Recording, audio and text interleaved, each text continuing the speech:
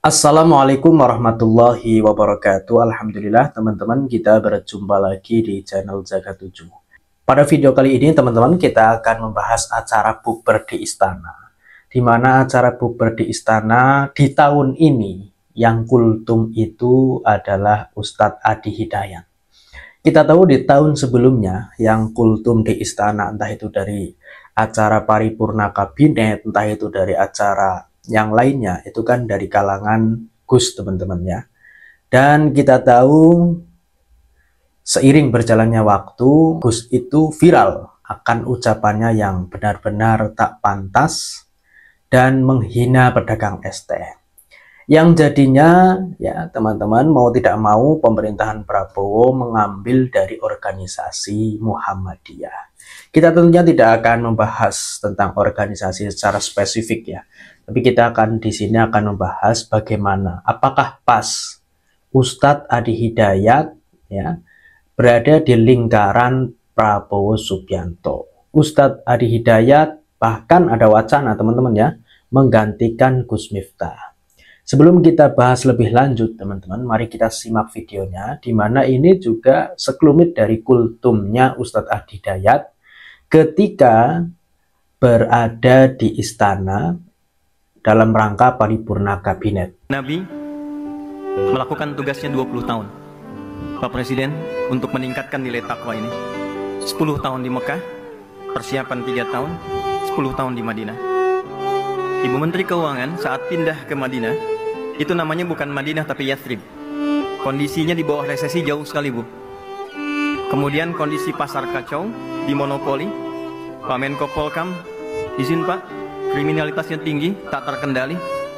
Tapi dengan nilai takwa ini diselesaikan hanya dengan 1 tahun. Krisis ekonomi selesai dalam 2 tahun. Dan dalam 20 tahun terjadilah generasi emas yang dihadirkan sehingga melahirkan suasana kota yang berkemajuan. Kelak itu disebut dengan Al-Madinah Al-Munawwarah. 20 tahun. Sekarang tahun 2025. Jika Anda menginginkan generasi emas 2045, kita punya durasi waktu yang sama, 20 tahun, maka mudah-mudahan puasa kali ini membawa spirit yang mengantarkan kita pada generasi emas dengan saling melengkapi, ulamanya mencerahkan, pemerintahnya juga baik, rakyatnya menyatu, dan itulah Indonesia yang kita harapkan. Ya teman-teman, itu sekelumit isi dari kultum Ustadz Adi Hidayat di acara paripurna Kabinet Merah Putih pada Jumat kemarin. Ini menurut saya teman-teman ada kaitannya dengan wacana. Ya, ada kaitannya dengan wacana pergantian utusan khusus presiden dalam bidang keberagaman. Kita tahu setelah polemik viralnya Gus Miftah menghina pedagang es teh, muncul wacana Ustadz Adi Hidayat akan menggantikan Gus Miftah sebagai utusan khusus presiden dalam hal keberagaman. Bagaimana menurut Anda semua teman-teman? Kalau menurut saya pribadi ini sangat cocok ya.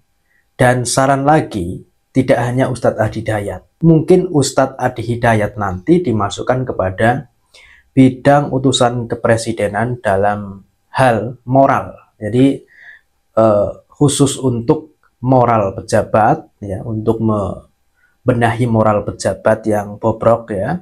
Kemudian untuk membenahi moral-moral para pendakwah di Indonesia. Entah itu mungkin dari kalangan habaib, entah itu mungkin dari kalangan Gus. Kita tahu kan teman-teman ya, bahwa semakin kesini para penceramah itu kan semakin tidak terkontrol moralnya.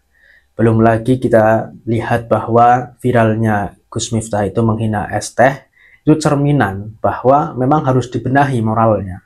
Nah ini bagus kalau Ustadz Adi Hidayat membenahi moral-moral dari kalangan Gus-Gus ataupun dari kalangan pendakwah lainnya. Intinya bidang keislaman, keagamaan yang lebih bagus lagi nanti menjadi PR Ustadz Adi Hidayat. Andai kata menjadi utusan khusus kepresidenan dalam bidang keberagaman. Nah, satu lagi teman-teman, saya usulkan ya Gus Tuba teman-teman itu menjadi staf khusus utusan kepresidenan dalam bidang keberagaman. Ini bagus, karena saya lihat dari kalangan Nahdlatul Ulama, Gus-Gus yang masih bagus ya, Mungkin yang tersisa adalah Gus Tuba.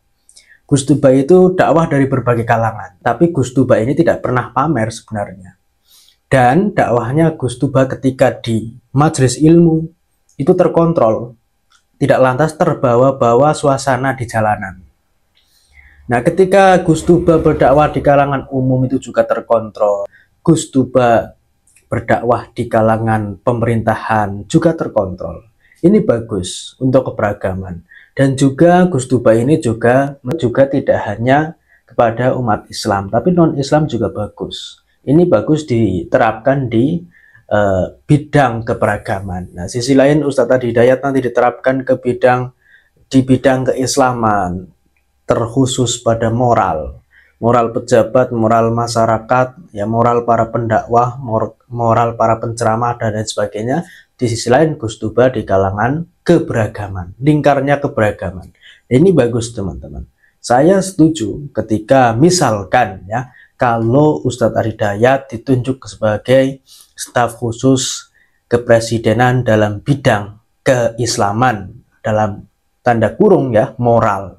Dan juga ketika Gus Tuba ditunjuk sebagai staf khusus utusan presiden dalam bidang keberagaman, ya juga bagus. Ini dua sosok ini yang mungkin menurut saya dari kalangan yang berbeda, tapi masih bagus untuk kemudian menjadi inspirasi masyarakat, kemudian menjadi sebuah perdamaian negara kesatuan Republik Indonesia.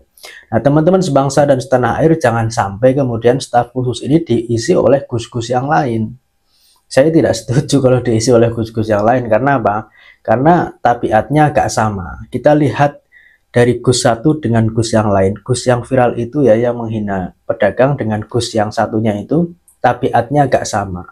Jadi tidak percaya kalau Indonesia ini dalam bidang tersebut dipegang oleh gus-gus ini atau digantikan gus yang lain. Saya nggak percaya lagi sama gus-gus yang lain itu. Soalnya teman-teman dan sebangsa tanah air ya, kita tahu gus yang kemarin viral itu juga seperti itu tabiatnya. Dan juga saya pernah teman-teman sebangsa tanah air menyepil gus yang satunya itu. Juga hampir sama, ucapannya kotor, ucapannya tidak terkontrol, moralnya tidak bagus, tidak cocok untuk menjadi inspirasi bagi semua kalangan, baik dari anak kecil, dari kalangan orang tua. Mungkin itu teman-teman ya pandangan saya. Kalau Ustadz Adi Hidayat menjadi utusan khusus kepresidenan dalam bidang keislaman dan Gus Tuba menjadi utusan khusus kepresidenan dalam bidang keberagaman. Terima kasih. Wallahu a'lam bishawab. Assalamualaikum warahmatullahi wabarakatuh.